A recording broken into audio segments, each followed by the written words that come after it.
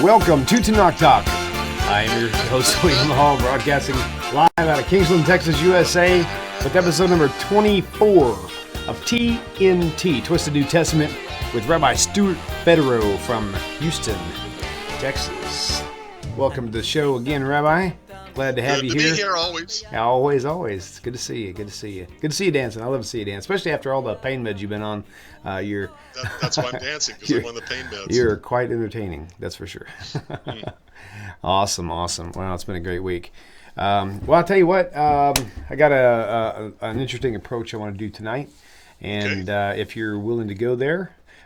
Based on your recent trauma, you might have a few twitches because of this. But hey, based on your latest visit to the synagogue, was it? Well, it was the 23rd, so about 3 weeks ago, I think. Gotcha. So, and I'll kind of, as we spoke earlier, I'll kind of repeat a little bit of this just so everybody else can get inside my head too. I'd like to have at least one video where we just cover a bunch of bullet points, so that if any of our viewers wants to reach out to a Christian or Messianic, whatever, who's really hammering on them about taking Jesus and all this other stuff, they can point to one particular video and not say, well, go to this video and watch the first 5 minutes here and then go to this video and watch the second 5 minutes there. I want to have it just like a bullet, just boom, boom, boom, like coming right out of a gun and just taking this whole thing down. So if you're interested in doing that, I think that would be a great approach, sir. Just remember two things. Yes. I'm not always the nicest person on planet Earth. Okay. And the second thing is, I have my way of doing things, other people have their way of doing things. So each person has to decide for him or herself their best response in any given circumstance. And how they choose to respond in one circumstance may not be how they want to respond in a different circumstance. Very good point. Or maybe the circumstances are exactly the same. They just feel differently. Maybe they're tired, but they don't have to feel obligated to respond in every single time, every single same way. Right. And they definitely don't have to respond with the same flair you or I do. They have their own... Flair is putting it nice. Like I said, I'm not always a nice person. Bam. Phone lines are open. I find it incredibly audacious, arrogant, obnoxious when somebody thinks that they have a right to try to tell me that I need to stop being who I am, which is a Jew, and become a Christian. That just gets under my skin faster than anything else, probably because of how I was born and raised in Missouri, in the buckle on the Bible Belt, right in the center, in Springfield, Missouri. So I find myself becoming more and more short over the years, and it was counterintuitive to the way I had thought originally. I think like you get older, you start getting calmer and wiser, but I think it's the other way around.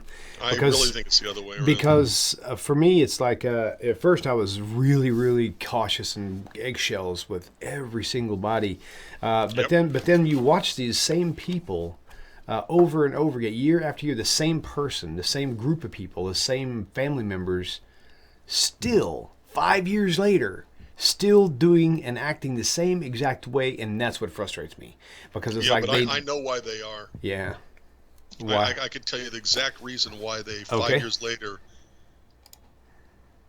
You're too nice of a guy, William. Oh, I see what you mean. Because if I'd just been a bonehead up front, they would have stopped messing with me. I'm not just complimenting you. I'm telling you the truth. Okay. In other words, as long as you are nice, and as long as you are giving the appearance of receiving their attempts and receiving them, accepting them, letting them come in, they're going to come back. And you just need to be mean sometimes. Gotcha. Or just rigid at least. I'm a big rigid fan. Home Depot's tools are kicking. I call it putting up a brick wall. Nothing gets past. Right. Every little thing they say, every misstatement, everything immediately gets caught and thrown right back at them. Gotcha. Okay, well, here's what we're going to do. I'm going to start this thing off unless we get a phone call. And don't worry about your topics. Your phone calls do not have to be on the topic of the show. Okay? On Sunday nights with Rabbi Michael Skovac, we have to keep that on point, on specific topic of whatever. But tonight, it's not the case. We're going to have a topic that we're going to go with unless you call in. And then we'll answer your questions. Okay? Right. And I'd rather answer your questions than bore you with our topic. I don't think this one will be boring. I think because of it's all going to be all in the one little compressed little compartment, just like your book is, which is now on your screen. Rabbi Federow's book. You didn't expect that, did you? Judaism and Christianity. If you don't have it, you should get it. You go to his website and pick this book up. It's very thin. Let me put him back on the screen with his little handsomeness because that's where. Let's see right there. Oh, I got to turn this thing off. Hang on. Boom. I'm still getting used to this. There he is. Judaism and Christianity, a contrast. And so, unfortunately, he can't hand deliver it to your door with that smile. That's a little unfortunate, but that's okay. Just take a picture. It will last, I promise. So, good deal. All right. Okay, so the very first thing that comes to my mind is when it comes to Christianity, the very first thing that comes to my mind is that no one is perfect, and unless you're perfect, you're going to die.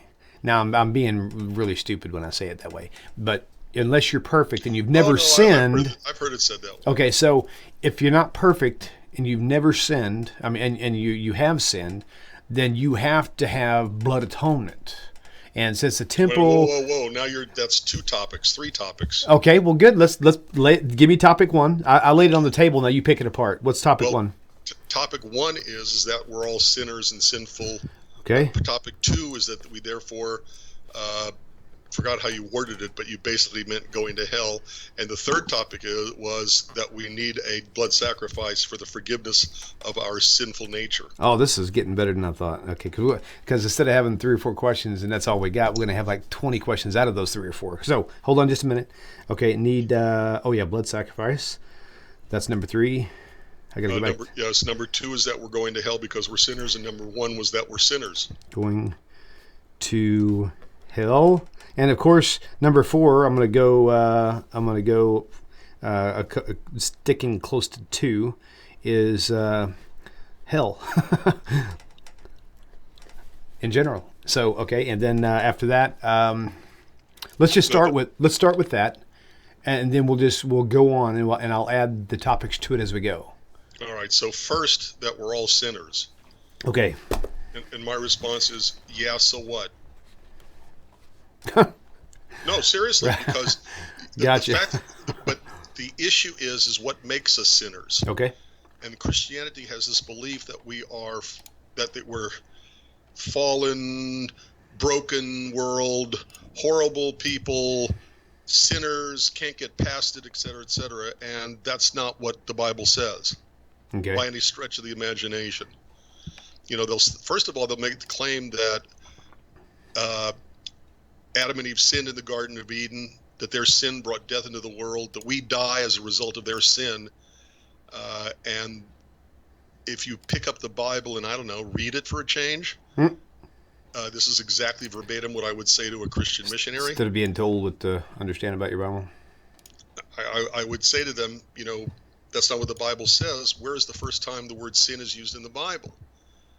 And they cannot say that it's Adam and Eve in the Garden of Eden.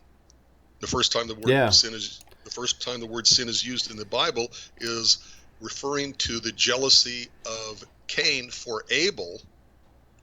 And then what does it say? It says sin is couching at the door. Oh yeah, you must master it.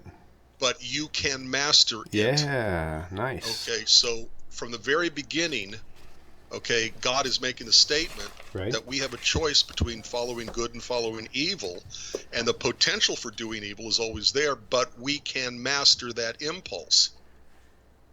Okay, second of all, look, this is how I read it. This is how I think it's best to be understood, and that is parents, whether we like to hear it or not, want most for their children, if they love them, to be able to stand on their own and to move out of the house and be on their own. And our duty as parents is to prepare our children to be able to do that, to learn, to teach them right from wrong, to teach them how to make a living, to teach them how to make their choices. But ultimately, their choices are going to make them who and what they are. God is no different. God wanted Adam and Eve to grow up and move out of the house, which is the Garden of Eden. And so, what does a person do? What does a child do? I have never heard that before, by the way, not once. That's really beautiful. Well, yeah, it gets better or worse. Okay. What does a child do to show they're growing up? The fact that they are growing up. How do they show their independence from their parents? They rebel. Exactly. They do what they're not supposed to do. Right. That's funny. Okay, but I didn't expect that to be the answer, but okay. Well, it is the answer. Yeah, that's cool. Okay. William, you may not like hearing this. Okay. Most guys don't. But one function of our wives, of the women in our lives, is that they make their men grow up. Mm-hmm. Oh, I'd totally get that, yeah. Okay, so there's a choice here. 2 trees in the Garden of Eden that God did not want Adam and Eve to eat from. One is, and let's be clear about it, it's not just the tree of knowledge. Right. It's not just knowing nuclear physics. It's the knowledge of the difference between good and evil. Okay. If I don't know the difference between good and evil at the time I commit a crime, that is what we call the insanity plea. And I am not held liable for doing something at the moment I commit a crime if I don't know the difference between good and evil. Correct? Correct. Okay. Adam and Eve, or at least Adam, did not know the difference between good and evil because they had not yet eaten from the fruit of the tree of the knowledge of the difference between good and evil.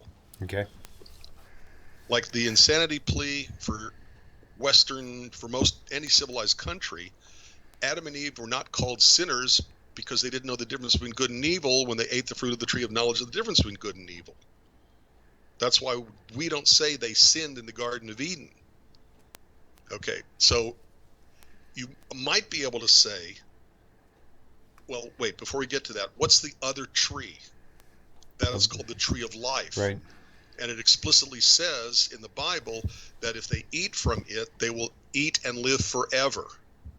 And we'll get to that in a minute. Okay, so here you have Adam and Eve in the Garden of Eden.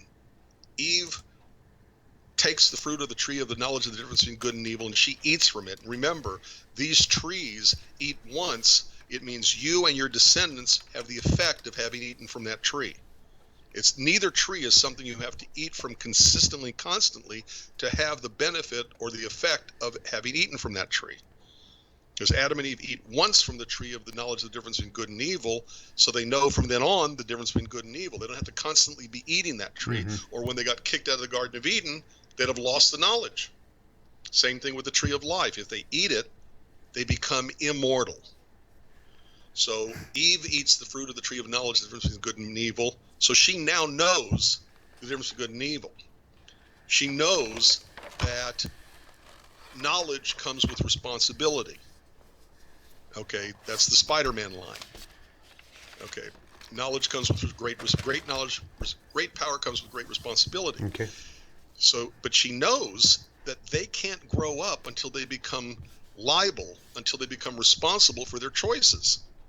So she gives the fruit of the tree of the knowledge of the difference between good and evil to Adam to eat. Like I said, our women make us grow up. Now, having eaten the fruit of the tree of the knowledge of the difference between good and evil, they become culpable for their choices. So, okay. So it was a choice, subtle or not, that if they eat the fruit of the tree of the knowledge of the difference between good and evil, they become responsible for their choices between good and evil, because now they know the difference. The other tree they could have eaten from was immortality, in which case they'd have been immortal, but they'd have been Okay, innocent their whole lives. Rabbi, I'm going to buffer the best I can. I'm going to buffer our time because we've only got an hour, maybe a little over, to trim certain topics just so we can keep hitting those major ones. Okay. All right. So, all right. So the point is that they grew up, became responsible for their actions, and it explicitly says in Genesis 3, why were they kicked out of the Garden of Eden? Because Adam and Eve were becoming like both God and the angels. God and the angels are both immortal, and they know the difference between good and evil. So Adam and Eve were already knowledgeable of the difference between good and evil. If they ate also from the tree of life, they would have become both knowledgeable of good and evil and immortal. They would have become completely like God and the angels. Okay, so it didn't say that they sinned. It said that they got kicked out of the garden because they obtained the knowledge. Not because they sinned. Because they were already like God and the angels in one way, which is to know the difference between good and evil, and to prevent them from being completely like God and the angels, mainly becoming immortal, they separated them from the tree of life by kicking them out of the Garden of Eden, and it explicitly says they put an angel to protect a cherubim, a cherub, to guard the way to the tree of life with a flaming sword. To make sure they didn't become completely like Adam. So this first topic became we're all sinners / original sin. Exactly. That's our first one we just nailed. As original sin. Okay. Adam and Eve did not bring death into the world. Death was part of creation from the moment of their having been created. They didn't have to eat the fruit of the tree of life. Start over. They would have had to have eaten the fruit of the tree of life to become immortal. They were made mortal to begin with. And so they didn't bring death into the world. We don't die because they sinned, and there's no such thing. Oh my gosh, that's really cool. They didn't bring death. They already were. It was already going to happen until they ate. If they would have eaten from the tree of life, they would have made themselves immortal. Oh my gosh, that is so cool. But because they never got to eat the fruit of the tree of life, they were made mortal to begin with. They had to stay mortal. Man. But now because they were mortal, or even though they were mortal, they were responsible for their choices between good and evil. The greatest lie that's ever been told just got greater. That's amazing. Okay. William, one more thing. Yes. If we are not inherently evil, if we are not inherently going to sin, and we are choosing between doing good and doing evil, then even though we are sinners, even though, yes, we're going to choose wrongly, it's not because of some flaw on our soul or taint on our soul that is put there by Adam and Eve in what's called the original sin. It's because we are choosing to do the sin. And we are equally free to choose to do good as we are free to choose to do the evil, and we're equally free to choose to do evil as we are to choose good. It's our choice, and our choices make us what we are. That is a fundamental difference between Judaism and Christianity. Christianity calls us fallen and broken and all this other stuff. I'm being nice here. You know what? Let me throw this verse in there just to confirm what you said again, and which goes completely against Christianity. Yes, and it does. In that original sin, men is wicked from birth, right? But according to Genesis 8:21, I think it is 8:21. Where is it? Yeah, Genesis 8:21. Part of that says, "I will not again curse the ground anymore for man's sake, for the imagination of man's heart is evil from his youth, not from birth." So there is no original sin. No. Even if you said, wait. Let's stop and think about this. The imagination of his heart is evil from his youth. Let's say his youth is from his birth. William, we talk about babies as being the most kind, sweet people, you know. Stop and think about it. You've had children. Babies are the most selfish, self-centered creatures because they say one thing and they say it very clearly. You are going to make me happy. You're going to do it when I want and where I want and how I want, or I'm going to make you miserable. You know, the baby doesn't stand in its crib hungry and with a diaper full, shall we say, and say, "Oh, mommy, I know you're tired and I know you're sleeping. I'll just sit here and wait till you wake up." The baby says, "You are going to change me now or I'm going to cry and make you miserable." And they're not, the baby isn't intentionally thinking to do immoral, to do evil, to wake up mommy and not let her sleep.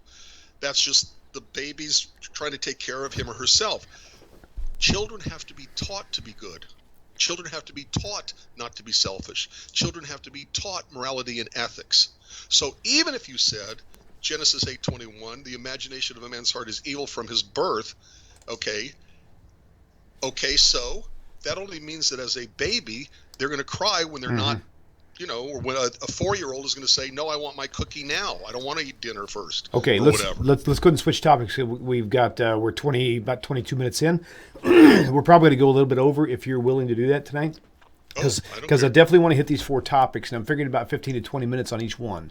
So if I jump in and say 1 minute or 3 minutes, you'll know why I'm saying it. Okay. So you're such a slave driver. Okay. So if you do not accept the blood of Jesus on your soul, you will go to hell. Okay. First of all, there's no such thing as hell. Okay, show me one place in the Bible where it uses the word hell. Oh, but Rabbi, Gehenna, the hell we all know that's the fiery lake. In the New Testament, it says you'll be cast for eternity in the lake of fire. Okay, first of all, I don't know that the term Gehinnom, Valley of Hinnom, appears anywhere in the New Testament. You'll have to show that to me because I haven't seen it. Okay, second of all, the Valley of Hinnom was considered a place of evil because the worshippers of Baal, I think, used to sacrifice their babies by burning them as a sacrifice to Baal. Okay, and that's why that valley became so hated. Imagine this, William. They're hating it because they used to sacrifice their son. Doesn't it strike you? Like the basis of Christianity? Yeah, absolutely. Okay, so the idea of human sacrifice is God calls human sacrifice in Deuteronomy an abomination and something that he hates. In one of the prophets, I think God says that it wouldn't even come into God's mind to demand this of people. Okay, the worst possible thing, which is what this valley had as an epitome, became the epitome of, was what God hates, and that's sacrificing your own son. But all of a sudden, we're supposed to believe in Jesus. So the whole idea of hell, they mistranslate the word Sheol. Okay, Sheol, Sha'alti. It is the unknown. Sheol, yeah. Okay, and they can say the depths, and they can say any number of things, but the root of Sheol, I believe, is to ask. It means the unknown. Okay. And the best passage for this is when Saul goes to the old woman of Endor. Endor, right. Exactly, and asks for the bringing up the soul of Samuel the prophet. And the first thing out of his mouth is, "Why are you bothering me?" And if Sheol was a place of torment, he'd say, "Oh, thank you for taking me out of there for even a couple of minutes." Right, but of course the argument is, well, that's not where he was at. He was somewhere else. Abraham's bosom is where he was at. That's what they say. And Abraham is in Sheol? No, but I mean Abraham No, is but they said, but he's coming out of Sheol. Right. It doesn't say he's coming out of heaven or Abraham's bosom, whatever the heck that means. It says he's coming out of Sheol. Gotcha. So okay. The idea that God, who is merciful and kind and compassionate. Oh, wait. Okay, so you're saying in the Samuel, that verse specifically says that Sheol in that verse where Samuel came from, and then the New Testament uses Sheol and says it's a lake of fire, or actually it is. Is that what you're saying? They get that from where they get everything else. Okay. And that's pagan idolatry. Okay. They get that from the image of Dante's Inferno. Okay. Dante Inferno gets the idea from Christianity, who gets it from, Hades and the what's it called, Greco-Roman world of mythology. Okay. Or what we call mythology, they called it the religion of their gods. Okay, so there's no such thing as hell, so how can we be cast into a fiery furnace in hell? Yeah. And our belief of God is that God is kind and merciful and forgiving and compassionate. And what would God get out of condemning a soul to an eternity of torture? That's not God. That is a small God. That's a God of cruelty. That's not God. Yeah, right. True. True. Okay, so there's no such thing as hell. Okay, Yes. so Wait. Let go me ahead. clarify. Every time somebody uses the word hell, anytime anybody uses any word, they better be careful on exactly the meaning of the word. Gotcha. Hell means the place the soul goes to for eternal punishment in the next life for the sins they committed in this life. Because we disagree with the eternality of the soul's punishment in the next life for the sins committed in this life, except in a very small number of incidences. Very small number of incidences, because their sin is so great and so enormous, and even that there's a debate on, because it's not just eternity of punishment, but also annihilation of the soul. They just cease to exist. Be that as it may, the point is that by and large, nobody gets an eternity of punishment. That's a God of cruelty. That's not God. God is merciful and forgiving. Right. Gotcha. Right. Okay, so I was looking up the verses that would have any kind of reference to hell in the New Testament, and I'm actually, I remember several years ago before I came out, I found it very interesting that you would see something that say you'll be cast into the eternal lake of fire. It doesn't say you'll be cast eternally into the lake of fire, but also in and I'm noticing that pattern altogether. It says you'll be punished with everlasting destruction. Doesn't mean you'll be punished everlasting with destruction. In other words, you want it's like it's almost like a weird play on words. Annihilation of the soul. Yeah, the so soul ceases to exist. It's annihilated. Right. Well, there's an idea that everything is tested with fire, and so the whole idea of hellfire and the cleansing, and so it's kind of like gold. If you've got 10-karat gold or whatever. See, well, You're only in there until the draw stops coming up, and then you get pulled out. And according to Judaism, that's in a way that could actually work. If you understand it that way, right? Okay, which I don't think Christianity by and No, large they don't. does. They don't. Okay, but if you understood it that way, I would agree, because it's a purification process. The Bible tells us in Ecclesiastes and Kohelet that the dust returns to dust whence it came, and the soul or spirit goes back to God who gave it. Okay, go ahead. It doesn't say the Jewish soul. It doesn't say the righteous soul. It says the soul goes back to God who gave it. There is a cleansing of the soul. There's a punishment in the next life for the sins we committed in this life. The punishment is not eternal. When the punishment is over, it goes back to the God who gave it. Okay, and there's another thing that just I don't get.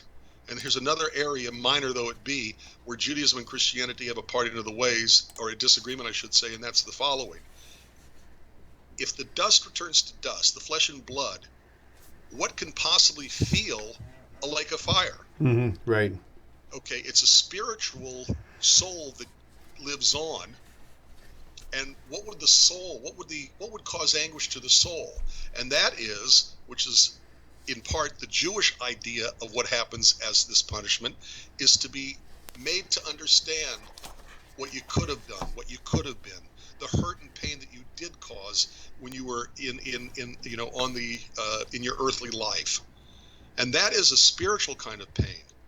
Okay, I have a spiritual pain when I think back of the mistakes I made, with speech, or the pain I may have caused somebody on purpose or by accident. That causes me pain now to look back on that. I can't think of anything more painful spiritually than the soul in the next life. The punishment is to learn what you could have been, what you could have done, what you should have done, what you should not have done, and this kind of thing. But the idea of a lake of fire burning the flesh, what flesh? Mm-hmm. Yeah. Okay, let's go ahead and move on. That'll make up for our overage on the last one. So that was number 2, going to hell. Number 3, you need a blood sacrifice for your sins. Yeah, but the Bible explicitly says that that's not true. Okay, and plenty of places. When you say Bible, you talk about Tanakh, or you talk about even in the New Testament? The New Testament has nothing to do with the Bible. The New Testament just clarifying. The New Testament is the Christian appendix to the Bible. Nice. The Jews of Greece, long before Jesus was born by hundreds of years, were calling the collection of books ta Biblia. Okay. The Bible. So we were calling our scriptures the Bible before Jesus was even born. Nice. So the New Testament is an appendix to the Bible. When I say the word Bible, I am not including anything that's Christian. Okay, good to know. Okay, so I'm sorry. Go ahead. No, I say good to know. Go ahead and keep going. All right. So now I forgot. What Okay, so we were discussing the blood sacrifice compared to what Right. is the So New Testament yes, says, but the New Testament's not the Bible. That's been hijacked. The term has been hijacked. exactly. Okay. Okay. So in the Bible, look, if the belief is that there is no forgiveness of sin without a blood sacrifice, all I have to do is show you one place where forgiveness is granted without a blood sacrifice, and it destroys the idea that you must have a blood sacrifice for the forgiveness of sin. Okay. I'm not saying in the biblical period that blood sacrifices weren't used to obtain forgiveness for certain sins. What I'm saying is that the Bible never says it's the only way to obtain forgiveness. So real quick off the top of my head, Leviticus 5 is talking about all the animal sacrifices in decreasing cost. So the first is oxen, cattle, bull. Why is that the most expensive? Real quick, first and foremost, because it's a beast of burden. And right here, William, Right. you can cue the music, Beast of Burden by the Rolling Stones. I don't know that I've heard that one. Oh, you are such a young I'm a kid. youth, man. I have You really are. no. I mean, you're just a baby. Okay, so fine. So forget the reference to the music. Okay. Okay. So that you also have to feed and care for the animal. Okay. So it's the most expensive sacrifice you can make. The next level of sacrifice becomes the flocks. I forgot the other word. It's Leviticus 5. Okay. The flocks and the herds. Okay. That would be lamb, sheep, whatever. Okay. The cheapest are the turtle doves and pigeons. So if the most expensive is and it's in this order, by the way, that it's found in Leviticus, if they are the most expensive and turtle doves and pigeons are the least expensive, you know, I've told you this joke before. It's so easy to get pigeons because all you have to do is build a statue and they'll come. That's funny. Thank you. I Yeah. was hoping you would get that joke. Okay, fine. So the point is that what happens if a person cannot afford even the cheapest sacrifice? What does that mean? Does that mean that forgiveness is only for the wealthy? No, Right. of course not. In Leviticus chapter 5, it explicitly says that if a person can't afford a turtle dove or pigeon, then they should offer for their sin sacrifice an ephah, which is a measurement of flour. Okay, I'm looking for that verse. Where is it? I've seen it. I just don't know what's right at this moment. I'm scanning right now. Here, I'm going to put it up on screen. We can all scan together. I think it's like, let's see. Okay. That's okay. It's here somewhere. Let's see. I'll look for it. Yeah, okay. But if you cannot afford 2 turtle doves, that's verse 11. That's it. Or 2 pigeons. Let me highlight that. Yes, that's it. Then he that sinned shall bring for his offering the 10th part of an ephah of fine flour for a sin offering. Nice. So here it says, and remember, all we need to do is to show even one place where God does not demand a blood sacrifice, and God still will forgive. In verse 13, thus the priest shall make atonement for him in the sin which he has committed in any of these things. In any of these things. And he shall be forgiven. Bingo. It shall be forgiven for a little bit of grain. That you need a blood sacrifice, and that's only one place. And people, Christians, will say, "Oh, but that's only if you can't afford it." Well, first of all, take a look at the 4 chapters that precede this, and even beyond in the book of Numbers. Every time it talks about a blood sacrifice, it's only for one kind of sin. Right. And that's the unintentional sin. So, okay. If I commit first-degree premeditated murder, all I have to do is give up a bull and I'm forgiven? No. Right. Right, exactly. So there are other places where it talks about how a person is forgiven. Look at Jonah. Okay, Jonah, 3rd chapter. Okay. Let me follow you here. Where'd you go? I know you're here somewhere. Jonah 3. Okay. Okay. So the whole Jonah story. You said chapter 3? Yes. Finally, 7. Finally, word comes to the king of Nineveh. Okay. And what does he do? He caused it to be proclaimed and published throughout Nineveh by the decree of the king and his nobles, saying, there it is. Let neither man nor beast, herd nor flock taste anything. Let them not feed nor drink water. We call that fasting. Ooh, nice one. Wait a minute. By the way, what do we Jews do on Yom Kippur, the Day of Atonement, when we're talking about sin and forgiveness? Exactly. We fast. Absolutely. That's beautiful. Man. Jonah chapter 3, verse 8. But let man and beast be covered with sackcloth and cry mightily to God. What does that mean? They pray. And by the way, what do we do? What do we Jews do on Yom Kippur, the Day of Atonement, when we're starting to talk about these issues? We make sure once a year the idea of forgiveness and compassion and atonement is discussed. Okay. We pray all day. That's interesting here. It says, but let man and beast be covered with sackcloth. Right. And let them call. Okay. That's really, really cool. My wife is going to love this verse, and I'll tell you why later. Okay. Cry mightily to God. Okay. Then verse 9. Interesting. Who can tell if God will turn and repent and turn away from his fierce anger that we perish not? What do Christians say about works versus faith? Right. Yep. Chapter 3, verse 10 of Jonah, and God saw their works. What works? That they turned from their evil way, and God repented of the evil that he said he would do unto them, and he did it not. Beautiful. So, everything that the Jews do on Yom Kippur is for the forgiveness of sin, and we hope that we turn from our evil way and stop doing the bad and start doing the good, and that God will forgive us as a result, which God does. Nice. And by the way, what's the book of the Bible that we Jews read on Yom Kippur, on the Day of Atonement, when all these concepts are being talked about, forgiveness and compassion and mercy and atonement and sin? You'll know. We read the book of Jonah. And you know what's funny? I would be willing to at least lean towards thinking that those serious studiers of the New Testament, if they knew that, and if every year around Yom Kippur they would read this too, that might start sinking in. They might start saying, wait a minute, that's kind of weird. Read anything from the Hebrew Scriptures. You never know. Yeah. So if they could, that would be nice. Biggest mistake a Christian can make is start actually reading all of the Hebrew Scriptures in context, without ripping verses out of the context, without mistranslating, seeing it on its own terms, because then they compare it with what they know in Christianity, and their Christianity falls apart. Okay, so we're going to move to another topic here it's going to be all interconnected here, and it's going to be an argument to you now based on everything you just told me. Okay? Now, you say that human sacrifice is forbidden. What about God telling Abraham to sacrifice Isaac? What about, this is two different things, and we'll discuss both of them. Hold on. What about God taking King David's son because of his sin? Absolutely. He killed him. Bloodshed right there, Big Daddy. That's right. That's what the argument is. Okay, so let's first go with the Akedah. Let's go with the Akedah first, and then we'll go with Melech David, okay?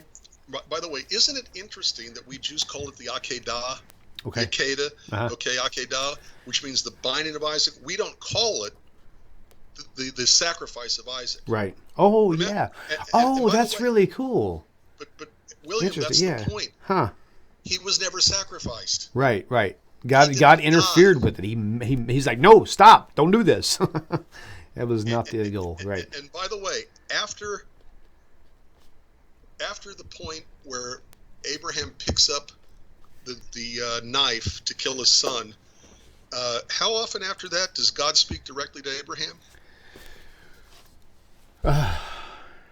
Not once. Okay.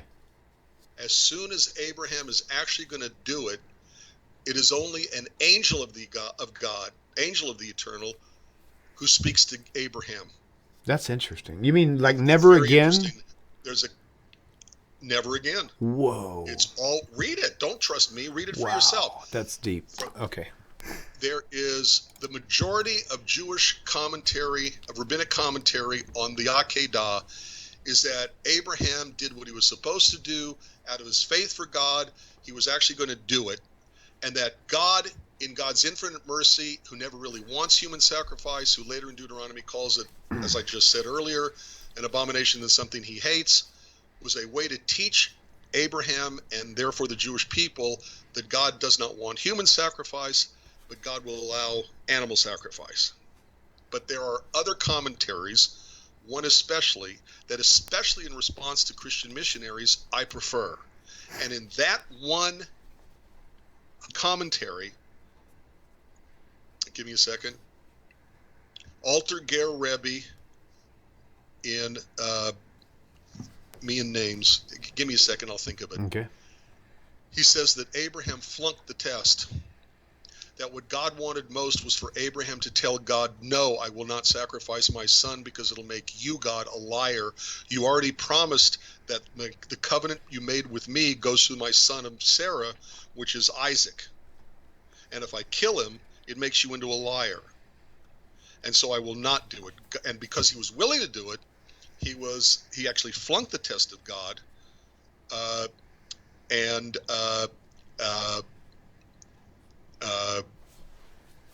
from the moment he raises the knife, it's only an angel of God who speaks to him, as if God pats him on the head and says, I'm done with him. To the angel, God says, I'm done with Abraham. Remind him of everything I've already promised him up to this point. Okay, make him feel good for his choice, but I'm through. I'm done. Bye. And from that moment on, God never speaks to Abraham directly. Wow. Okay, didn't know that. That's deep. Sfat Emet, sorry. Okay. Okay, it's the Sfat Emet by the Alter Ger Rebbe. At any rate, okay, so when Christians say, but look at the sacrifice of Isaac, it's the Akedah, it's not the sacrifice. Interesting. Very, Okay, very, that's very one beautiful thing. point. What is an accurate translation in Hebrew to Akedah? Binding. Oh. Because he was bound up and put on the altar. Okay. Right. Interesting. Right. And again, I'm going to remind you that yes, the vast majority of Jewish commentary, rabbinic commentary, is that Abraham passed the test, but that's not the only commentary. And in the usefulness of Jewish commentary, okay, allows us to look at a broad spectrum, okay, a minority opinion, if you will. Okay, and in terms of responding to the efforts of Christian missionaries, when I point out this commentary to them that Abraham actually flunked the test, look, William, if you're standing somewhere and you see somebody doing something you know to be wrong, are you more likely to stop them from doing it if you know them or if you don't know them? If you know them, I would think. Exactly. And God wants us to be so intimate with God, right, and so close to God that we feel close enough to God to say, excuse me, God, that's a good point. Yeah, I am not going to kill my own son. That's a good point. Yeah. Okay. There's a phenomenal book, Heschel. It's God in Search of Man, not man in search of God, but God in search of man. That God is the loneliest character in the Bible, and He wants us to feel so close to God that we don't have to go through a third party, vice president in charge of human affairs. Okay. Interesting. But He wants us to be able to be so close to God. Look, who are the heroes of the Bible? Moses argued with God all the time. Yeah, he did. Abraham was so close to God that for people he did not even know, Sodom and Gomorrah, he was willing to defend them. Wait a minute, God, shall not a God of justice do justly? Okay, but for his own child, you want me to kill him? Okay, fine, tell me where. That's really interesting. I never even thought about comparing the two with Abraham not stepping up like Moses, and like you said, Moses did. Moses literally argued with God like over and over again. So did Job. Wow, that's really deep. Talk about the patience of Job. He had no patience. He demanded to know why he was being punished, why he was suffering. Right. Wow, interesting. Okay, let's move to the King David's son then. So if what you're telling me is true, then why is it that God killed King David's son for the sin he committed with Bathsheba? Because there's always an effect on other people, a negative effect on other people based on what we do. If my generation pollutes and your generation breathes the pollution and gets lung cancer. But that's different though. And why is that? Now I'm being genuine, because it's not that child dying was not a natural consequence of him fornicating with her. How do you know? Wait a minute. Okay. What do you mean fornicating? excuse me, the sin, okay, was not just was It was adultery. murder, right? It was murder adultery. also. It was not the sex; it was who the sex was with, which was a married woman. Right, right. So it's not the sex that becomes the problem; it becomes the who he was doing it with, namely a married woman. And what he did with Okay. with her husband. So with those sins, there, the adultery. Well, really, huh? How do you know that the direct In a effect general rule of thumb, that never is childbirth, a stillborn birth, never is a result of just simply having sex with someone. That's not a cause. Now, spiritually, yes, but see, that's where it gets sticky, because fine, it could get all sticky right. as long as you want. But my point is that right. if I sin, okay, by polluting the air, and you breathe the polluted air, right. the next generation breathes the polluted air, and they die from it, does that mean their death takes away from my sin from having polluted in the first place? But again, this is a completely different. And I'm talking from William Hall. So I think that if he was carrying the baby and then he tripped and fell and dropped the baby and then the baby died, then it would be an accident. But it would have nothing to do with but it would still have to do with the natural consequence. It would have just as much to do with it from tripping as it would from, I don't get what's that. It called? Sudden infant death syndrome. I don't get that. But one thing you told me before, we talked about this topic before, and one thing you brought out that I really, really like that makes a lot of sense is that King David was the king. He was the leader of the people. Absolutely. And held to a higher standard. Held to a higher standard. If he got off scot-free from this, what would this mean for the community? What would this mean for how people revered God and the Torah and the laws of Torah? And so this was something that was necessary to show the people that these laws are serious. Don't play Russian roulette with God. You will lose. Right. So, okay. But okay. So anyway, that's pretty deep. Okay, so what's another big Grand Slam? We have to do this. We've done it millions of times on the show, almost so much I don't even like talking about it anymore. But we need to do it because this is the episode. Everything we've talked already tonight, we discussed at one point. We have, because it comes up in conversation. Okay, but Isaiah 7:14 very clearly states. And a virgin shall conceive and bring forth a child. They shall call his name Emmanuel, and he shall save the people from their sins, blah, blah, blah, blah. So blah, blah, blah, are you telling me that that's wrong? Yes. Explain. Okay. First of all, let's understand the context of what's going on. Okay. You have this King Ahaz who, for political reasons, is absolutely terrorized by these two enemy kings who are marching on Jerusalem. We're going to have to go long, by the way, because I just added like 3 more questions. Okay, that's fine. This won't take that long anyway. Okay. Okay. But Ahaz the king is terrified of these two enemy kings who are marching on his country, his capital, okay, to make war against it. And God says to the prophet Isaiah, do me a favor, go to Ahaz, tell him he's got nothing to worry about because I'm on his side. Ask him for a miracle, tell him to ask of you to do a miracle to prove that what I'm saying through you is correct. Do the miracle so he'll stop worrying. Okay? I'm sorry. Something tells me I need to pull this up because you're going to cover a lot of good, juicy stuff here.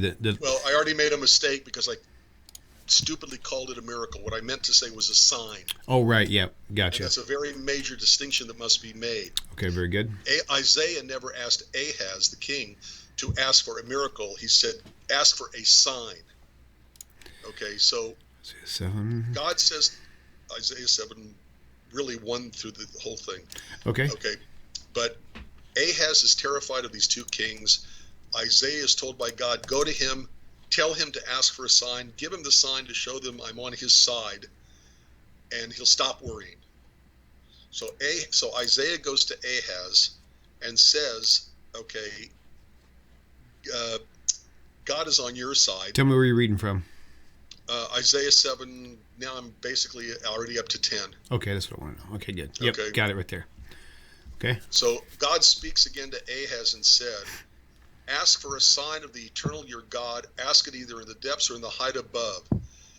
But Ahaz, he's not going to open his mouth. He already knows he's talking to the prophet. Okay, he knows he's talking to God. And he says, I'm not going to ask. Mm-hmm. Okay, and Isaiah, which I think is very funny, is frustrated. And he basically says something to the effect of, look, buddy, if I tell you to ask for a sign, ask for a sign. Stop being a pain. Okay, fine.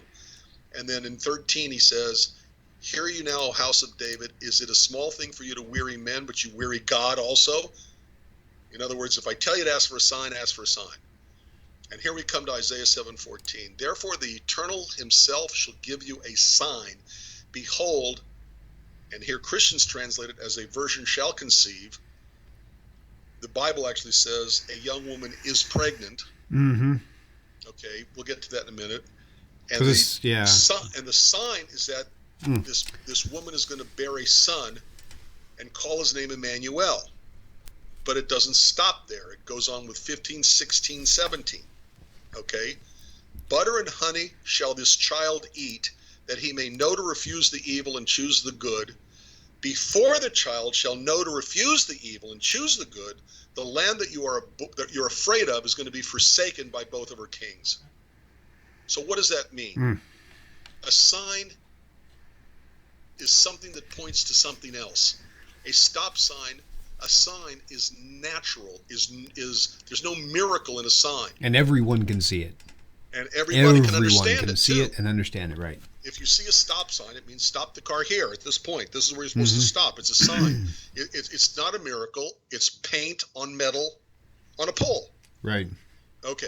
So there's nothing that's supposed to be miraculous about this sign. The sign is the kid who's called Emmanuel, which means God is with us, or more accurately, with us is God. Okay. Okay. The child becomes an inherent reminder, an inherent sign to Ahaz that God is on his side. Every time he sees a kid named Emmanuel, with us is God, he knows God is on his side. Okay, let's back up. I know you were going to anyway, but just for the sake of time, let's go ahead and back up now and let's discover, show to the people watching, to the Christians who's doubting, who's watching, or the Christian who stumbled onto the show who thinks we're crazy, show them why it does not say virgin and why it purposefully says something besides virgin when there is an existing Hebrew word that says virgin, but God specifically chose not to use it. Well, so it's even more intricate than that, actually. Let me explain what I mean. Okay. In Isaiah 14, it talks about the word Alma. 7:14. 7:14. Mm-hmm. Okay. The word Alma means young woman. The word Elam means young man. It has no indication of the woman's sexual state of being, whether or not she's a virgin. The word for that is Betula, which means virgin. But William, more important than that, it says the woman, Ha-Alma, the young woman. Okay, if I say to you, William, hand me the book, it means you know which book I'm talking about, or how would you know which book it is to hand me? Yep, right, absolutely. There's a reason why the word the is called the definite article, because it's definite, it defines what you're talking about. Now, for the ones who don't have really any perfunctory knowledge of Hebrew, that first letter, which is all the way to the right there, looks like a backwards, looks like a number 7 with the leg at the bottom. That's ha, and that literally is the letter that represents the word the. So if it was just woman or young woman, it would just say Alma, but it says ha Alma, which means the young woman. The young woman. Alma means young woman. So they both knew exactly who they were talking about at that time. And everything you just said must be emphasized. One, they both knew who they were talking about, and two, at that time. Right. This takes place about 700 years before Jesus is even born. So let me get this straight. Christians want us to believe that what's going to make Ahaz feel better not to worry about these two enemy kings is 700 years later there's going to be a kid born. Yeah, that's no sign. That's not a sign for him. He would never even. There's no sign for him. He never sees the kid. Right. So if they're saying the young woman, it's a woman known to both of them. And then you have the whole idea of the idea that a birth period is a sign. A birth isn't a sign. People have babies all the time. No. Let's be careful. A birth is not a miracle in we say, oh, the miracle of birth. Yep. But it's not a miracle in terms of a violation of nature. It is nature. Right. All of nature you could say is a miracle. Right. Okay. But it's not a violation of the laws of nature, which is how we really understand the word miracle. That's a really good definition. That's a good definition. Right. It's an important point to remember. Okay, so first of all, it's the young woman. The woman is known by both Ahaz and Isaiah, or else he wouldn't say the young woman. And then the next word after that is hara. Hara is a stative verb, if you happen to know anything about grammar. Stative verb means something that actually shows the state you are in. Okay, not like Missouri, Texas, or whatever, but the status you have. Okay. And hara is the present tense. Oh, so the young woman is pregnant. I didn't know that. Exactly. Oh my gosh. If and here my grammar, Interesting. I'll have to think about this more carefully. But if this were a future stative verb, whoa, you would have a tav at the end. No, at the beginning. At the beginning. Oh, right. Okay. It'd be either tahar or it would either be tara or tahara. I can't remember which. Okay. But the point is, it's not. It's harash, so she's already pregnant. In the time of Isaiah, in the time of Ahaz, the grammar does not support that it's a future tense. Interesting. But every Christian translation says the virgin will become pregnant or will conceive.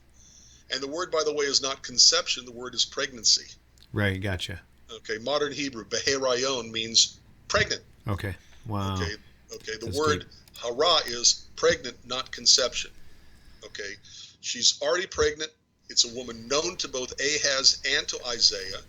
She's going to give a birth to a son, which is still not a miracle. Okay, yep. It's a sign. Right. The son becomes a sign to Ahaz every time he sees a kid named with us is God. Oh, I see what you were saying earlier. You were correcting me on using sign versus miracle. I see what you're saying now. That makes good sense. So, a child being born is not a miracle, but this particular child is a sign. But more so, the events to follow are the actual sign. And it's immediate to the time of Ahaz, or else it doesn't do him any good. Right. That's what Tennille Thompson said, a sign during King Ahaz's lifetime. Right. William, can I point something out to you? Certainly, yes. If they want to understand the word alma to be the word virgin, which does not mean, but let's pretend it does. Okay. That means that in order for this to have been fulfilled in the days of Ahaz, there had to be another pregnancy from a virgin birth. There had to be another birth from a virgin woman. Okay. Mary would not have been the first one, the mother of Jesus. Right. It would have had to happen during Ahaz's time. Right. Right. Yep. That's a good point. They're not going to claim that it already happened once. Okay. Now that you mention it, Mary was the only virgin who's ever given birth. Now that you mention it, let's double back on. Was it Dinah, or who was the other one that was actually used? Who was actually pregnant at the time, and it still calls her Alma. I know of a rape case. But that verse actually called her Alma after she was pregnant from the rape. So the word Alma could not mean virgin. If it did, it would have not been used there. Also. And I don't remember the chapter and verse. That's okay. All right. Okay. All right. We got more. We got more to go on too. So I don't want to. I understand, but can I just certainly. Christians, I'm not sure why, trust the Strong's concordance. Yeah. Right. Okay. Don't believe me, do it yourself. Get a copy of Strong's Concordance from about 30 years ago, and then take a look at a Strong's Concordance from about 10, 15 years ago. Under the word Alma, you're going to find one major difference. Okay.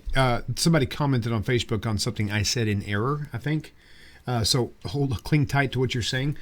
Jacob Daniel says Genesis 24:16 explicitly states her sexual status and uses betulah. So maybe it's not the same girl. Genesis 24. I thought it was Genesis 24:16. But there's another case. Maybe it wasn't Dinah. Maybe it was another. It's definitely there because I actually saw it. I just can't remember which girl it was. But it actually uses alma just like 7:14 does. And at this time, that person was actually had already had a child or was already pregnant or something like that. So, Jacob, I'm watching. If you could think of the verse I'm thinking of, put it up there. I'll call it back out. Rabbi, go ahead. Well, yeah. At any rate, okay. So, I derailed you. I'm sorry. I should let you keep going. No. It's my old man memory. I forgot what we were. Sorry. That's okay. We were going with. No, but it's important to I was talking about Strong's Concordance.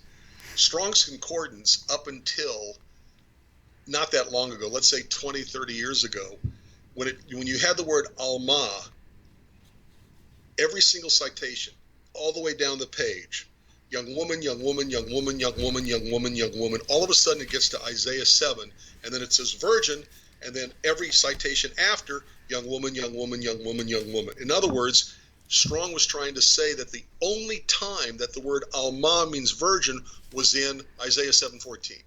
Right. Somebody got to him.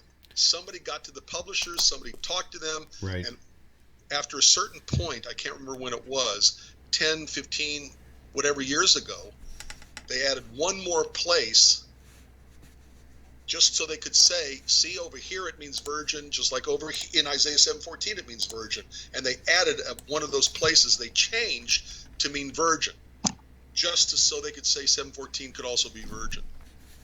Shows how untrustworthy Strong's is. Okay, so I'm gonna jump right now from 7 to 10 because 10 deals with that very topic.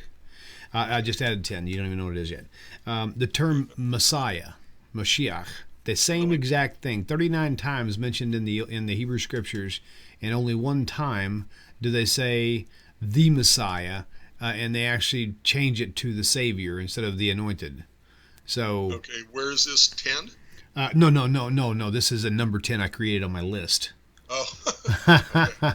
Okay. Right. So I'm fixing to look up that whole thing with the. Yeah, please, because the Alma only thing well. I know of is that in the Christian translations of the Hebrew Scriptures, especially when those verses from the Hebrew Scriptures are found in the Christian New Testament, they will add the word the anointed. Gotcha. Not an anointed man, but the anointed, the Messiah. And what verse is that one? That's the one I'm trying to think of. I can't remember. But it's in the New Testament, not the Hebrew Scriptures. Okay. They're adding the word "the" when it doesn't exist. Oh, right. That's what I mean. But they're quoting the Tanakh. It was a Psalms or something. I'm not really sure what it was. Let's see. Hold on. Well, there's a quick way to, depending on, of course, how they do it. Okay, so, pardon me. I'm going to clear my throat still. Okay, so number 8 and number 9, if we have time to get to it, by the way, we just finished 7. So far we've covered 1, we're all sinners, original sin, Genesis 8:21. Number 2, we covered going to hell. Number 3, number 2, we covered going to hell, and we also covered does hell really exist like Christians think. Number 3, you need a blood sacrifice. Again, 4 was hell. Number 5, we covered the binding of Isaac, which Christians translate to the sacrifice of Isaac. Number 6, we covered King David's son, the death of his son as punishment for his sin. And number 7, Isaiah 7:14, the virgin as prophesied based on what the New Testament says. And so number 8, we're going to discuss the idea of a man-god, demigod. And number 9, the king-priest problem with Jesus being both king and priest, if that was even a possibility. And number 10, which is what we hijacked now, which is Moshiach. The problem with the term Messiah according to Christianity. Okay, so let's stick with 10, and then we'll double back to 8 and 9 in just a second. Okay, well, you said that so fast. What was 10? What do you want to talk about? 10, we're going to talk about that verse with Moshiach. It says the Messiah will come. I think it's in Psalm, right? Am I missing that? I'm not sure where you're referring to, Hold on. frankly. Let me see. I'll tell you in just a second. Let me use the Google Concordance.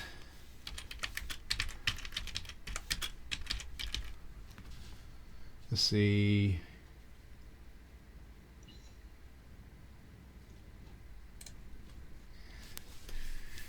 I could grab Rabbi's books, but they're in the office right next door, right next in the next room over. I don't want to do that. Just Micah 5:2. Oh, that's another interesting one, but we probably won't have time to get in that tonight. Let's see. Prophecy about Jesus, 6 birth prophecies fulfilled by. They're calling him Christ. Let's see, what was that? One in Bethlehem. Let's see. Okay, let me just see what that one says, because they've got something that looks pretty interesting there. And meanwhile, I'm going to be looking at the YouTube. If y'all want to call in, if you know what verse we're thinking of, if you want to call in, the phone lines are open. And they're turned up now. God, I hope somebody hadn't been trying to call already. Okay, so, all right, let me go back here. Where'd it go? I opened it up. There it is. Prophecies about Jesus. Okay, born in Bethlehem, born of a virgin, the line of Abraham, a descendant of Jacob, called out of Egypt, born among sorrow. That's all they got. That's probably just the first page. I don't know which one of those are. Okay. Wow, we've had a good night. This has been a really, really juicy topic for tonight altogether. Okay, so I don't know. Until we get back to that, until I can find that, I'm going to have you discuss a little bit about the whole demigod issue altogether. So if Jesus was not born of a virgin, like the Christianity teaches that it does, right? Then that means that there's no way that he could possibly be a god of any kind. If he had a biological father and a biological mother, and if he did have... Actually, I'll stop right there. But let's take this call. Caller, welcome to the show. Please tell us your name and where you're calling from. Shalom Aleichem, Will and Rabbi. This is Yaakov from New York. Yaakov, Lechem Shalom. How are you? Very good. I'm glad I got through it. I've watched your show on and off for quite some time. Excellent points on the Alma and the Tula. Yes. I wasn't even sure about the specifics. We have a lot of missionaries sometimes approach people here in New York, and I use some of your, I'll call it ammunition, to combat sometimes. But very often, sadly, some of these people are misled. But I just wanted to commend both of you. An excellent show. Rabbi Federow, excellent points you're bringing up. Thank you. We try our best. Keep up the good work. Todah Rabbah, and thank you. Thank you, Lahithro. That's awesome. Okay, cool. I love getting calls like that. It's so nice. Very good. Okay, so moving forward now, let's jump on the demigod train just for a moment. Did you find what we're looking for? You look like you're very... I thought I had, but it turns out not to be. At least I haven't found it yet. But anyway, let's go on. I'll find it here during this next topic. I thought it was Genesis 34. I don't think so. I really think it was a Psalms thing, which is really interesting because it wasn't really brought up in the new. I don't know. Maybe it was. I'll look for it though while you're talking about this next one.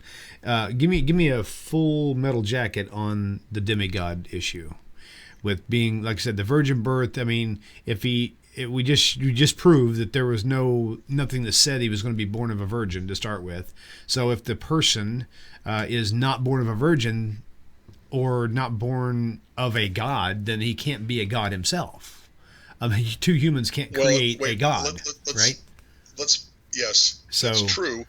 But what I would point out is... I want you to run with this for a minute, because let me put it this way. Okay. If you take a look at the earliest texts written by Christians that are responding to the objections of Jews, that goes back to the year 150 roughly and the year 250 roughly, you're going to find immediately within this time period, okay, you're going to find that one of the Jewish objections that the Christian community had to respond to was exactly what you're saying, and that is that the idea of Jesus being born of a human woman whose father was God is a very common theme found in paganism, in idolatry, regarding pagan demigods and other gods. Best example that everybody knows who even watches Disney cartoons or whatever is Hercules. Oh yeah, right. Okay, his mother was Alcmene, or I'm not sure how to pronounce that. Don't believe me? Look up Alcmene. And his father was Zeus. Okay, the next example is Dionysus, who interestingly enough was called the savior god, whose mother was Semele and whose father was Zeus. By the way, Zeus really got around. And the more important one, I think, which is the objection found in Justin Martyr, Dialogue with Trypho, and is also found with Origen, contra Kelsum, against Kelsum. Kelsum was the straw man argument that they would set up so that what's his name could write a Christian response against his objections. And both contra Kelsum and in Dialogue with Trypho and Kelsum both object to Christianity as being nothing more than a rehash of Perseus, of the pagan idea of a demigod being the product of a human mother and a god, or in this case, God as the father. So you have to understand that the roots of Christianity aren't Judaism. They're paganism. Mm-hmm. And there's far, far, far more in Christianity that has parallels in the Greco-Roman mythology than it has anything to do with anything you'll find in the Bible, in the Hebrew Scriptures. So first and foremost, understand the idea of God having made a human woman pregnant and giving birth to a semi-god, demigod, half-god, god, whatever, person in God who shares the Trinity of God, whatever, is a strictly pagan concept. Now, look, William, we all know that any human being can take any verse from the Hebrew Scriptures or from any other text as far as that goes, and they can interpret it in any way, shape, or form that they wish. And the only thing anybody else can say is, I disagree with your interpretation, here's why. But all you have, or all you're dealing with, is opinion. Okay? Right.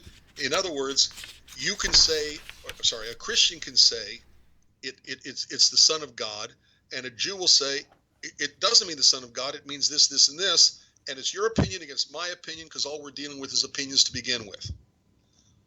However, if I can show biblical verses whose clear, immediate, peshat, literal, obvious understanding goes against your interpretation, then your interpretation has to be completely discounted because it's contradicted by the simple meaning of a simple verse in the Bible. You see what I'm saying? You can say, for example, that God is speaking and he says, let us make man. Us, oh, well, Trinity. Right. Okay? I can say, you and I can argue this till we're both blue in the face, but you'll have your opinion, I'll have my opinion. Unless we take a look at another passage in the Bible which makes it very clear that God is God, humans are humans, God does not become a human, and humans don't become God. For example, Hosea chapter 11, verse 9, for I am God and not a man. You can't get clearer than that. That's very true. Or Numbers chapter 23, verse 19, and for that I'm going to need help. Numbers. Did you say 23:19? 19, famous verse. Okay. God is not a man that he should lie, neither the Son of Man that he should repent. Hath he said and shall he not do it, or has he spoken and shall he not make it good? What does this mean? God is not a man that he should lie. Because, and women get this better than men do, men are liars. They lie. So if God becomes a man, then like all other men, God would be a liar like all men lie. But it's saying God is not a man because God, unlike men, doesn't lie. Okay?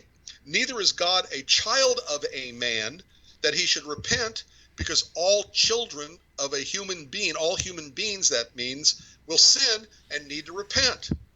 By the way, that verse also says, by the way, that if you repent, it's all you need to do. But anyway, be that as it may, Has he said it, and shall he not do it? Because humans will say something and then not do it. But God is God and not a human. When God says he'll do it, he does it. Or has he spoken, and shall he not make it good? Because God is God, he will make it good. It's contrasting God being God and humans being humans, and showing that God does not become a human and a human doesn't become God. So if they take a look at let us make man, or one of those other verses, and say, oh, see, multiple God, multiple persons in God. Okay, Trinity, right there. Well, first of all, if it's a plural reference to God, a plural can be 456,333,223,111. Just because it's plural doesn't mean it's three. You know, they're looking at the plural, they're automatically assuming three because they first start out with the concept of three, and so they make every plural reference to God three. It doesn't have to be three. You see what I'm saying? Yeah. Okay, fine.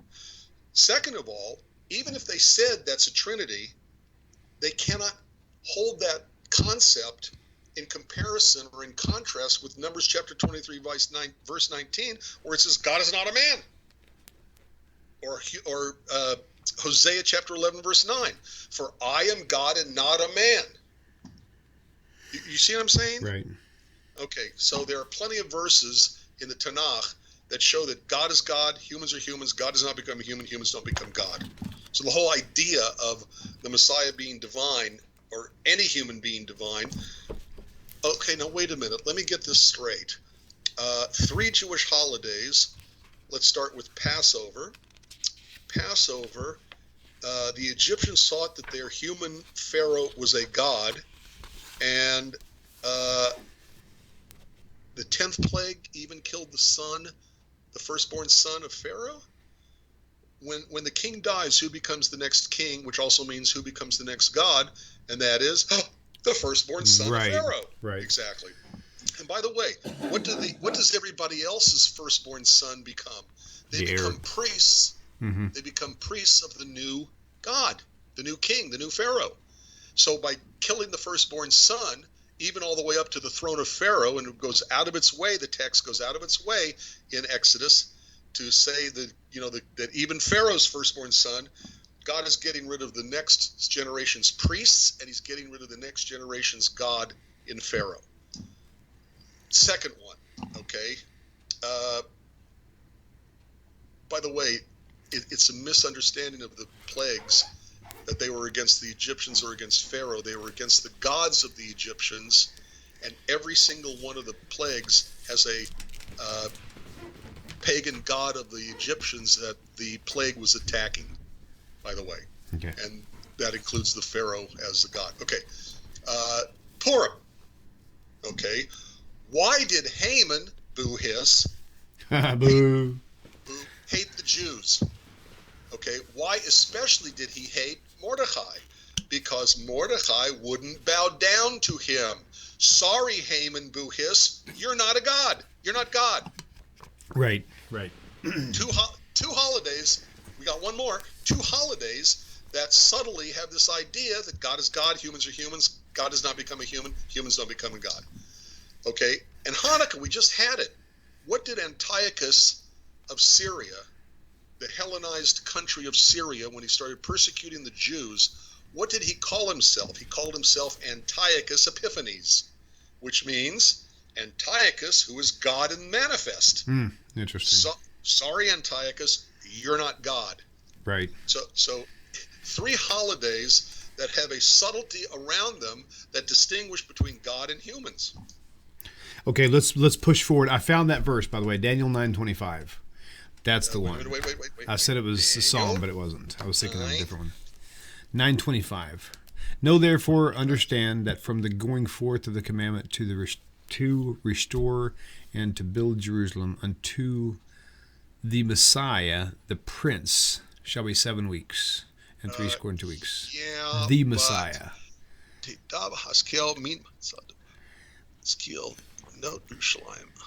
No, but see, the word ha is not there. It That's says what I'm Mashiach saying. Nagid. Right. It says the Messiah, it's a Messiah prince, not the Messiah, but a Messiah. Right, and gotcha. an anointed one, not the anointed one, an anointed one. Right.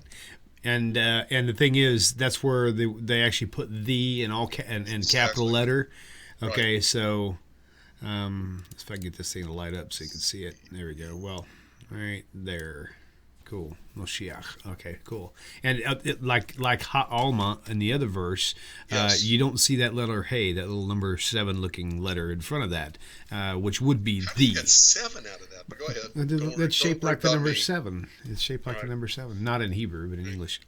Okay. I know that, but it just Oh, that's funny. Okay, cool. Okay, so just to make sure that we make it to these last two, let's do the king priest real fast. And actually, we kind of covered Mashiach already, and we covered demigod. So really, king priest is going to be our last topic of the night. So according to Torah, if you're going to be a king, you have to be from the line of David. If you're going to be a priest, you have to be from the line of Levi. So wait a minute. To be a priest, you have to be a subset of the tribe of Levi, which is to be Cohen. a direct bloodline descendant of Aaron, the brother of Moses. right, so of the Kohanim. Aaron and Moses were both Levites, but only the descendants of Aaron become Kohanim, become priests. So it's not that you're from the tribe of Levi, it's that you're explicitly from Aaron, the brother of Moses. Perfect. Okay. And so to be a king, you would have to be a descendant of David, and more specifically from King Solomon, according to Jeremiah, I believe it is that clarified that, I believe. Right, and parenthetically, I'll have to check, but I think it's Matthew who has the lineage of Jesus going through one of David's other sons, actually. Nathan, the other brother of Solomon. Oops, right. sorry, that means from their own testament he can't be the Messiah. And he can't be king and priest because that just wouldn't work. You have to. No. So it's really. What they're doing, by the way, is they're taking a look at King David, who clearly was from the tribe of Judah, and you have to be a descendant of his to be king, so he was king, obviously. And he does something with an altar and say, "Oh, look, he's both king and priest." This might be a nice closing comment. A YouTube comment says, "When the real Mashiach arrives, he won't be a sacrifice for sin. He won't be worshipped. He's not God or a God. We won't be praying in his name, or to him, and or ritualistically drinking his blood or eating his body." Right. By the way, the other name for drinking his blood and eating his body is called cannibalism. Oh, that's very sick, actually. Okay, that's good. Man, this has been one seriously loaded show. But yes. Can I point something out to you? Of course. Yeah, you say that too fast. Most of what we've discussed tonight revolves around the interpretation, misinterpretation, Christian interpretation versus Jewish interpretation, which is subject to interpretation, which is it's subjective. Okay. To really understand the distinctions between Christianity and Judaism and why Christianity and Judaism disagree, we've discussed some of that. Okay, we didn't talk about inheriting sin or inheriting sinfulness or inheriting the guilt from previous generations for their sin. Okay, which Judaism explicitly says, Deuteronomy 24:16, no man shall be put to death for the sins of his child, no child be put to death for the sins of his parents, but every man shall be put to death for his own sin. And by the way, if every man is put to death for his own sin, Jesus cannot die for your sin. You got 6 minutes. Let's go into a little deeper. Okay. Well, I just said it all in a nutshell. Okay. Do you want to zoom in on any particular part of that, like one man can't die for another man's sins, for example? Right. I mean, it explicitly says that. Moses goes up the mountain. Okay. Well, before he goes up the mountain, the Jews have just the golden calf event. Okay. Moses says, because it's never happened before, he says, maybe I can repent for your sin. Mm-hmm. He goes up to God, and he says, the children of Israel, the people of Israel have committed a great sin. Forgive their sin, and if not, blot me out of your book. And we don't know what book that is. That could be the book of who gets candy after, for dessert after a meal. But to be blotted out of that means to be punished. So he's saying, punish me for their sin. Now, we assume the book is the book of life, and he's explicitly saying, kill me for their sin. What's God's response?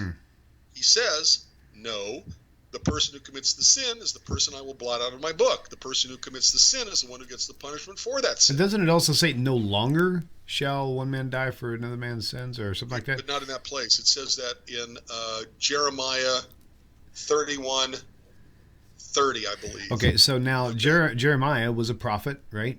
Of course. Okay, Jewish and if he's saying no longer, he's talking future tense, not past tense. Right. So that would be right there would even rule out. Right. He says, no longer shall this proverb be heard. Yeah. That one man shall eat sour grapes, and his children will be their children's teeth will be set on edge. So, which is the image of that is the parents' sins, and it's the children whose mouth goes like this. Yeah. It's the parents who Right. sin, represented by eating the sour grapes, and it's the children who get the guilt for the sin by from eating something so sour or bitter, or whatever. Right. Yeah. So, and the prophet says, you're not going to say that ever again. Don't want to hear it. Right. So for them to say, so if anything, you could literally say, not only is there no prophecy stating that in the future you will have to accept the atonement of another man who died for your sins, it just says the opposite. It says it actually says the opposite of that right there. Absolutely. The absolute opposite. It says no longer will this be. As a matter of fact, Pardon me. Go ahead. In Jeremiah 31, okay, what it's saying is that it's saying that when the real Messiah comes, okay, and it talks about Jeremiah saying it explicitly in the future, that the silly idea that one man can die for somebody else's sins won't be believed anymore. Mm-hmm. Which is the exact opposite of how Christians want to understand Jeremiah 31. They do a little trick. They start with Jeremiah 31:31 instead of Jeremiah 31:27. Jeremiah 31:27 starts exactly the same way as Jeremiah 31:31. Behold, the days come, saith the Lord. Behold, the days come, saith the Lord. They both start out with exactly the same. It's the same prophecy. Okay, I just extended your 6 minutes because you just said something that we have to cover. Okay. Well, you said something that made me think of something that we have to cover. Yes. You said they start at the wrong verse. They start at one verse, and they should have started the 2 or 3 verses earlier. Now let's discuss Isaiah 53 for a moment. Okay. Because you got the chapter break. Isaiah 53:1 starts. Boom. That's where everybody starts to read. What's the problem with that?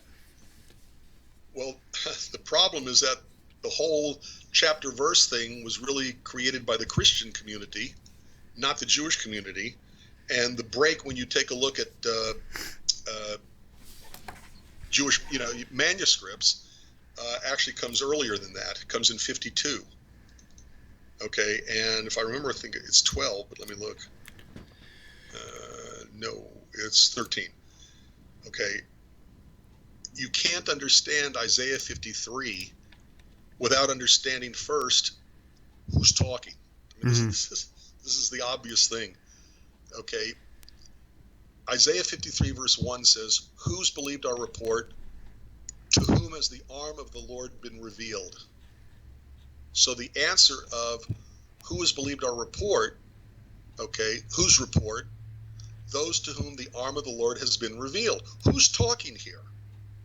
And you have to have chapter 52 verse 10 to understand this, because it explicitly tells you who is talking here.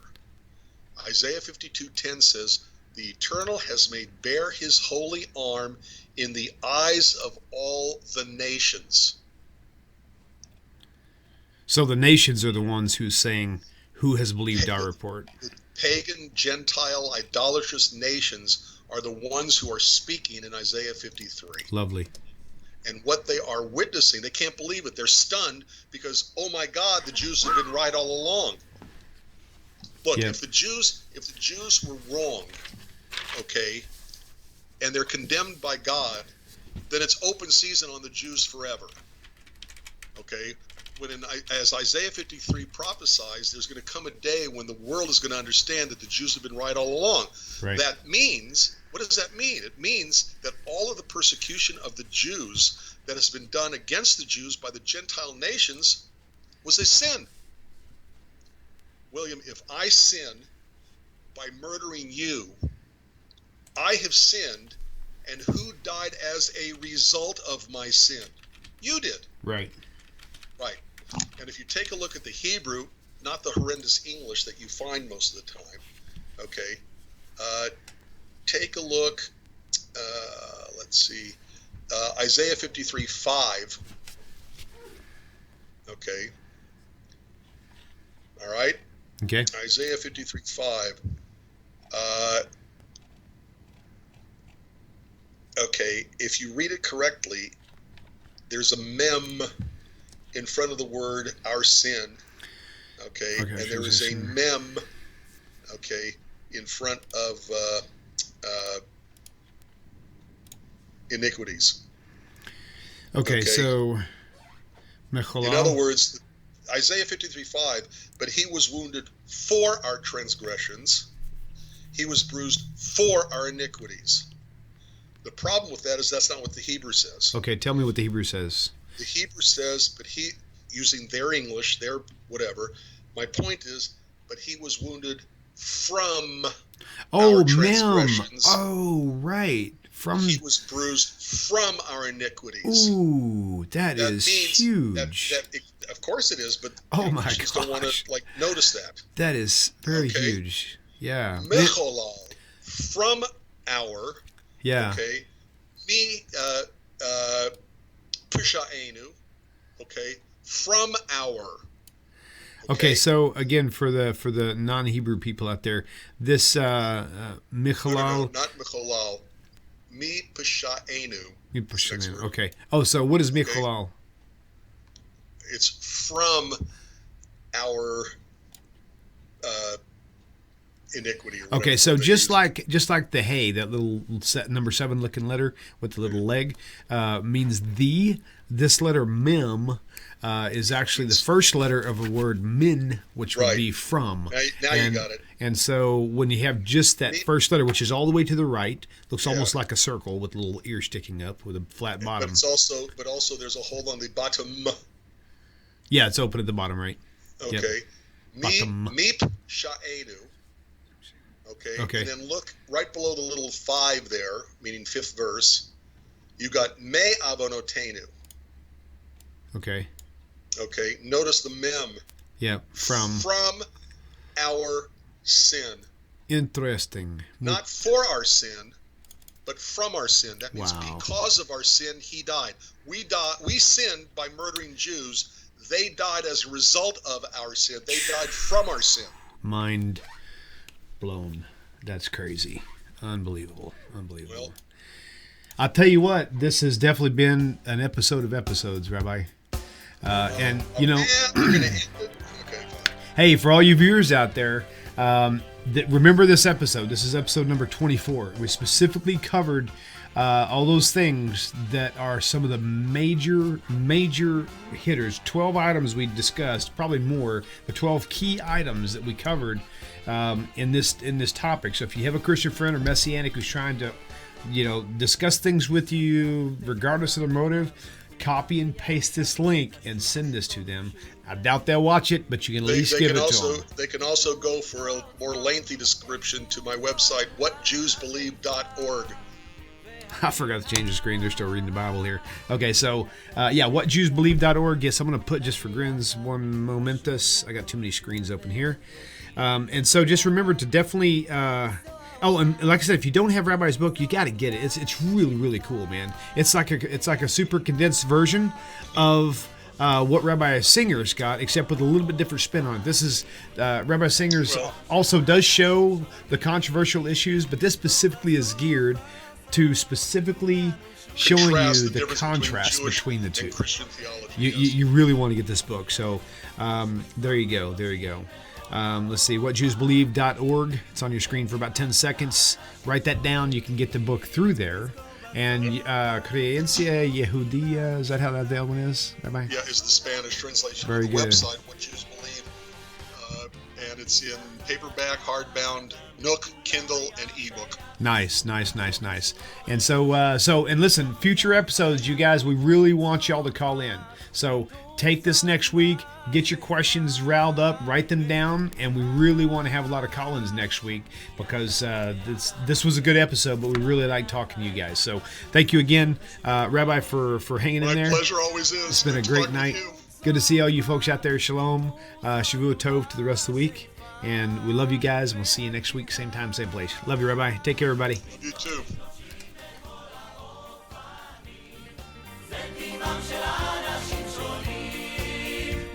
בסוף כולנו שותפים